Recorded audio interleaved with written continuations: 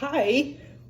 Hey, I'm doing a gluten-free bread and I forgot, maybe I should have started in the beginning, but I have my gluten-free dough in here, which I had to keep here for 10 minutes. But what I basically did, I used this one here. If you want to make the best gluten-free bread ever, this is it. I've tried I don't know how many flours, how many methods, all kinds of stuff, and either they always got hard as a rock or raw in the middle, but this is it. This is awesome. Okay, and then I just use my my active. I use almost a full pack of this one. If you want the recipe, I can show it to you. But now you have to put some oil on your hands because it's sticky. So now this has rest for 10 minutes in this bowl here. Let me show you, like this. Usually it's very, very, very sticky, but it's pretty good. So this, I use this basket here for let it rise because it gotta rise like 3-4 hours at least. So just put a lot of flour in here. I use a different kind of flour because I don't want to spend my expensive one. Okay, so you just put that in here, in your bowl, everywhere. So this is what I found at Walmart for those who live here.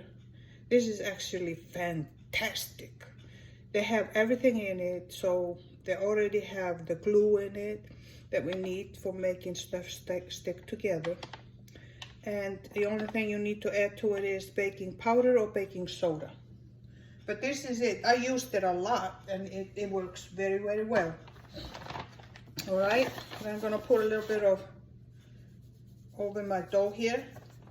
And what I'm basically doing is just, it's gonna crack a little. I don't want it to crack if I possibly can. But what I'm just doing is making a bowl out of it, as smooth as I can. And let me get a little bit of oil. I'm gonna put a little bit of oil on it to make it a little bit, because usually it's very sticky, but not today. So I have, this is, let me get the last drops out of this avocado oil. Look, doop, doop. Gotta use it all, right? Okay. And now and I'm just gonna I'm gonna make a little ball out of it.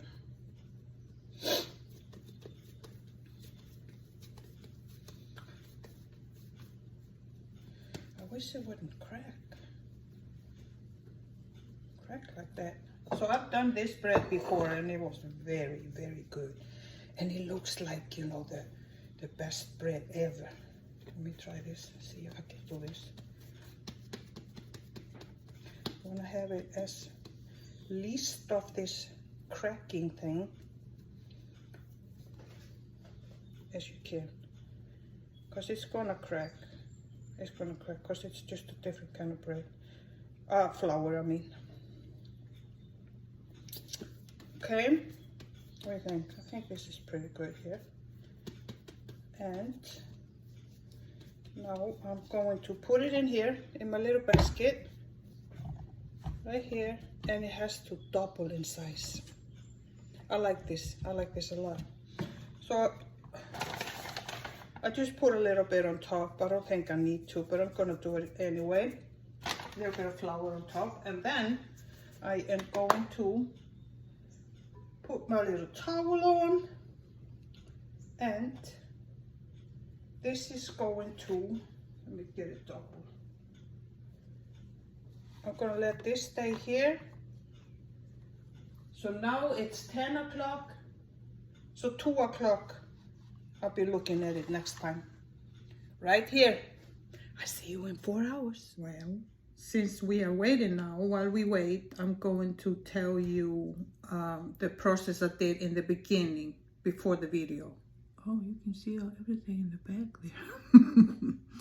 So I had 500 grams of the flour, and I put that in my glass bowl. Some like to put it in a plastic bowl and work it there. That's fine. If you got a top that you can close it with the plastic, then it's fine.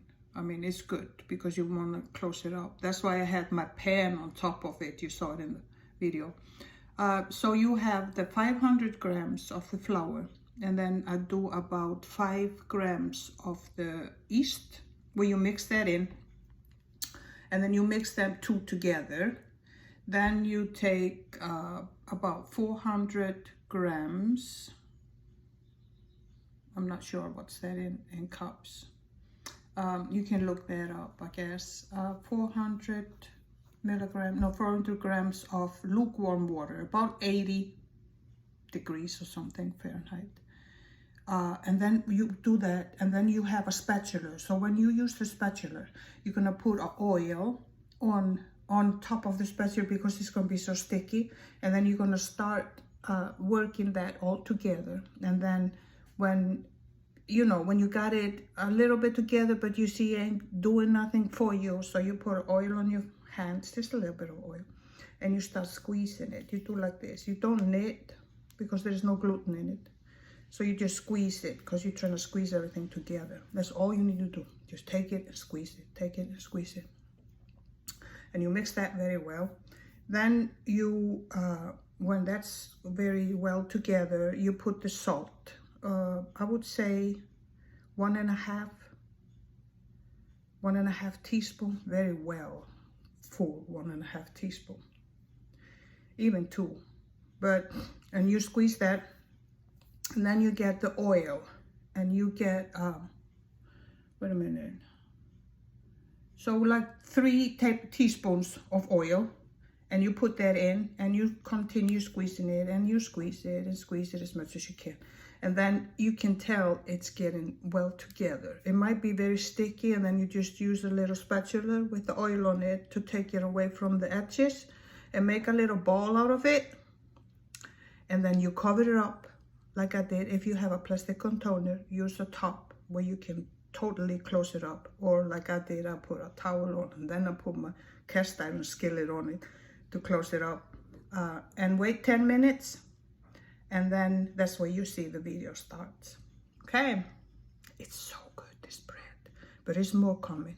I'll show you. So now it's been 5 hours, and I don't know what happened. But my bread ain't doing nothing. So what I used was the yeast little pack. It was open, and I had used it previously. So I'm thinking maybe it doesn't work if it's open. But look at my baby. I think it looks the same. Look. Doesn't it look the same? Or has it blown up anything? I don't know, but we're gonna see. So I'm putting the oven on 400, so I'm waiting for that. I got my Dutch oven in here. Let me see if you can see it, I don't know. I'll put the light on. Can you see it in there? I guess you can. And I'm heating that up, and then I'm gonna put my bread in there.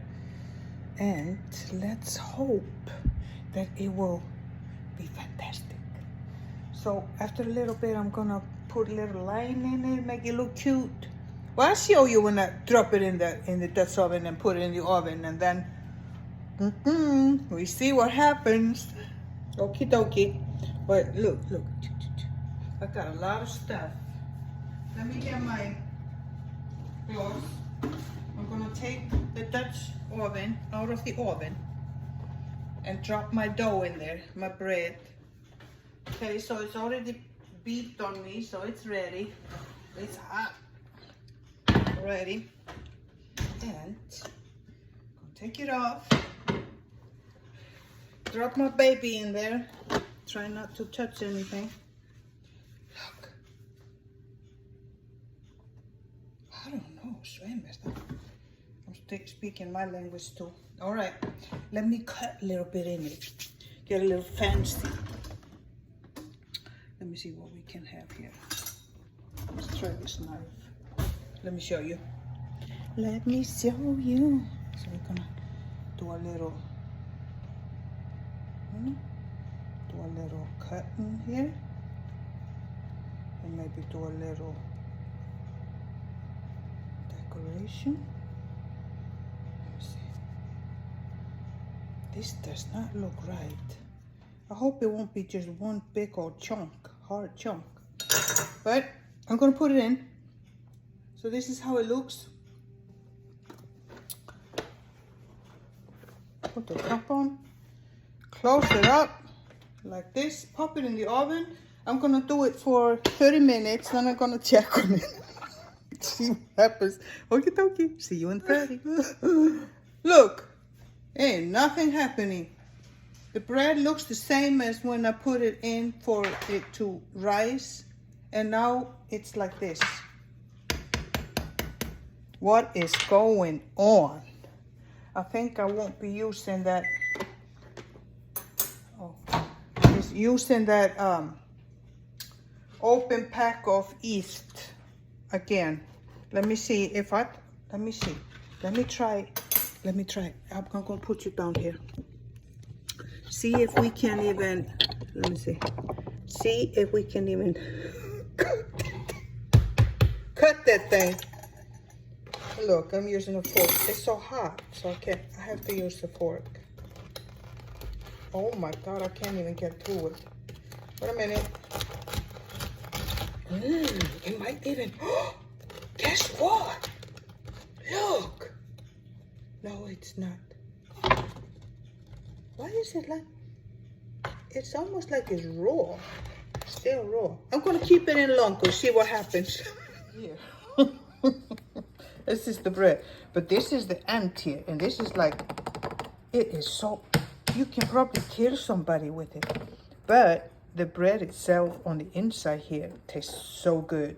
Like you can tell, we ate almost all of it, so it tasted good, but something happened on the outside. So I'm gonna try to do it again this weekend. So try it again with a good yeast. Okie dokie, but it tastes really good though. But that's something else. Yep. Oh boy, poor baby.